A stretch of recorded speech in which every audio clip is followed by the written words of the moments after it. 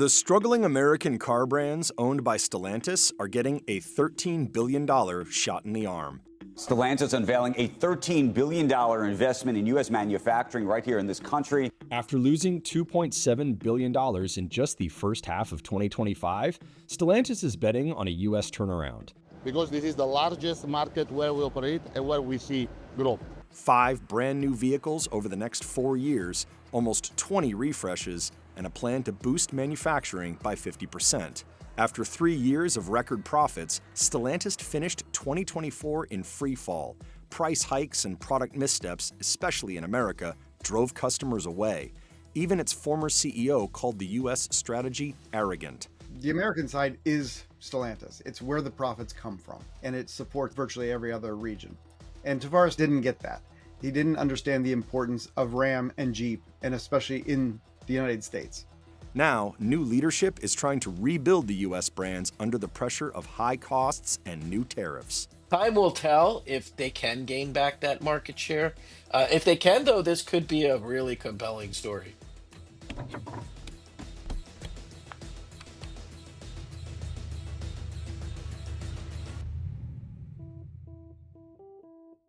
Born from the 2021 merger of French maker Peugeot and Italian-American Fiat Chrysler, Stellantis almost immediately soared. Headed by then CEO Carlos Tavares, the company had promised investors it could save $5 billion through synergies, shared parts, platforms, and processes. It doubled that. Among other things, it cut its global parts count by 75%.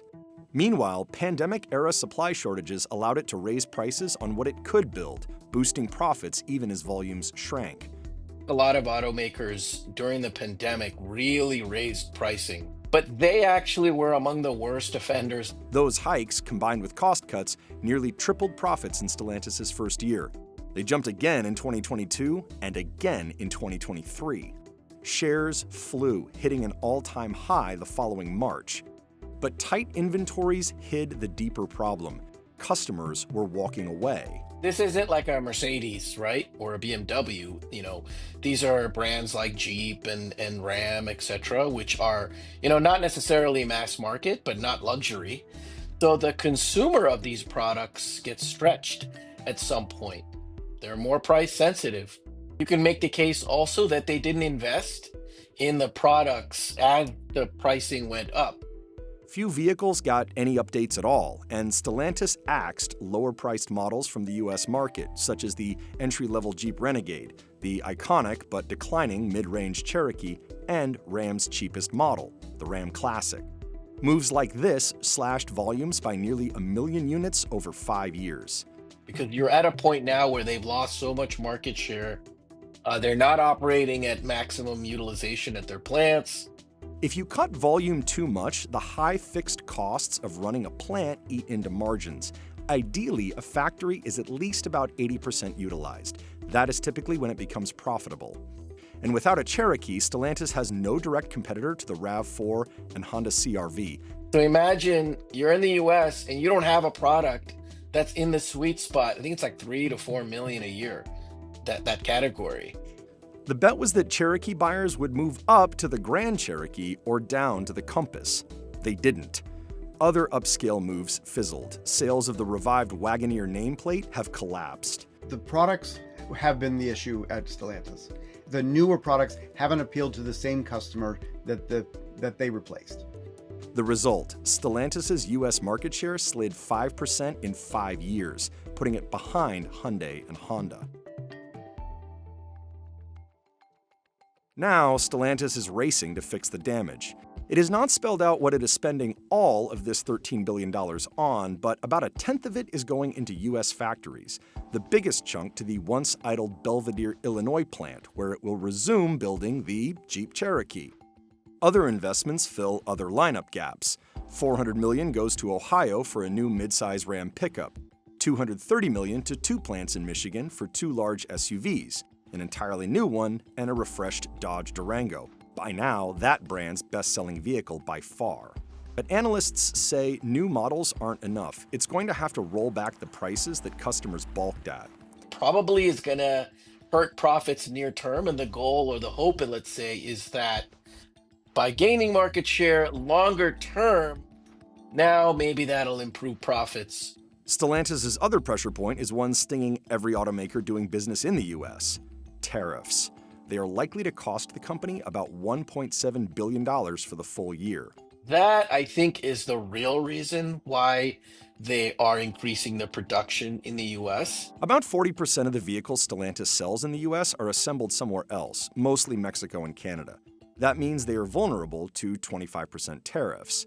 Other automakers have been trying to absorb those tariffs, but with net income negative, Stellantis can't, and it can't pass them on to customers either. Narayan says if the company can build half its sales volume domestically, it may escape the tariff entirely. This year, the guidance for full year is like low single-digit margins, which is, almost break even, right? So you get like $1.5 billion of relief on tariffs. That alone dramatically improves your profitability, especially for a company that for a while, it was in negative territory. General Motors boosted its full-year guidance after the Trump administration exempted some additional auto parts from the tariffs. The GM results showed that the administration is really looking to help the U.S. auto industry. And that, I think, is actually important. I think that'll help Stellantis as well near term. The company is also spending about $100 million on engine production in Kokomo, Indiana, a sign of the times. So you're seeing, first and foremost, focusing on ICEs, pickup trucks, SUVs, definitely going in that direction. That's where the puck is headed. Ram already brought its V8 Hemi engine back to the Ram 1500 after dropping it in favor of an inline 6 that, at least on paper, was better in just about every way. The company has also redesigned its EV platform to fit gas and hybrid cars too. These new platforms, which were initially designed to be fully electric, are now dynamic enough that they can put a gas engine in them or make them hybrid or fit into the current marketplace. That didn't seem to be the case when they introduced them as completely electric platforms. This could spare the company considerable expense. GM said its pivot away from EVs cost $1.6 billion in the third quarter.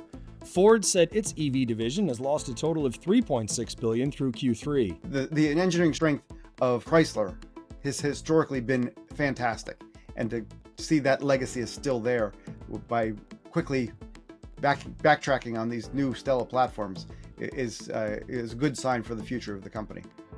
Even with billions in new factories and fresh models on the way, Stellantis' turnaround is far from certain. U.S. sales and profits depend heavily on Jeep and Ram. Chrysler has 3 versions of the same vehicle, a minivan. Dodge has 4 models, and one is an EV variant. Sales of 2 recent products, the revamped Charger and the Hornet crossover, are down year over year by a wide margin.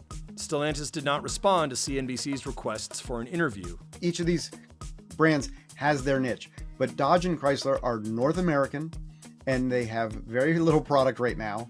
And there's few things on the drawing board to expand that beyond where they are and not encroach in somebody else. Meanwhile, Stellantis has no entry-level models. The Compass is the cheapest Jeep, starting around $28,000, if you can find one.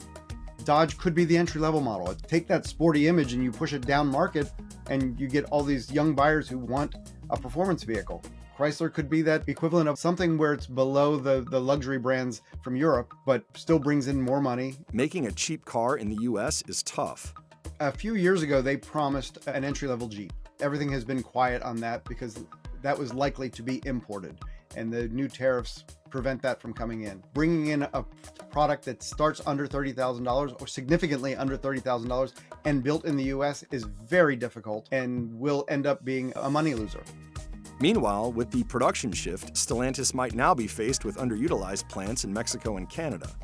The plant in Mexico allows them to build at a lower cost.